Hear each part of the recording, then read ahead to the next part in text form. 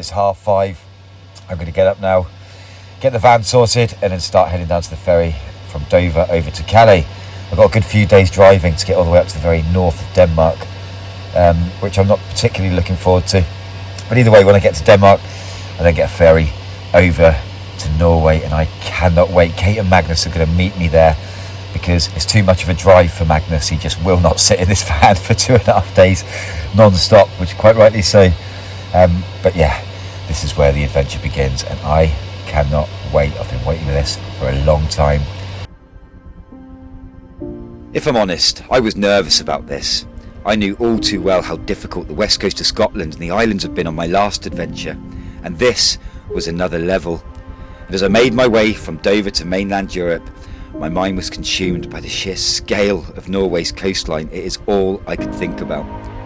The journey to the north of Denmark was long, but the closer I got, that all too familiar feeling of how on earth am I going to do this started creeping in.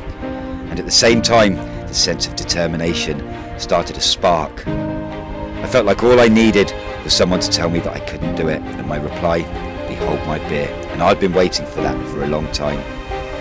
And after many days of travelling, I finally reached.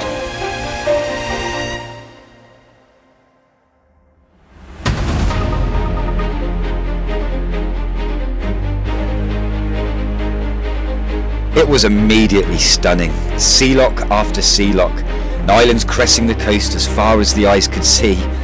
Well over 4,000 miles of absolute beauty, wild, rugged, pathless, mountains everywhere. It really is a beast. Straight away, I was on the maps looking at how we could do this, and thinking how our fitness needed fine-tuning if we were even to think about completing it. We were rusty, that is for sure, but experienced enough to know that we will grow as we go.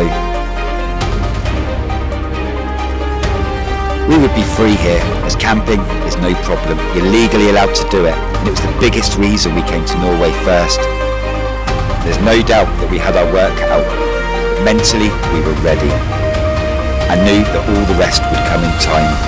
No plan is often the best plan, just one day and one step at a time. My excitement only spread knowing that I was on my way to pick up my little family who would be joining me in Stavanger in Norway, ready for week 1, day 1. For myself and Magnus, it was a train to London, a night at a friend's, then a flight from Gatwick to Stavanger, where Chris met us at the airport.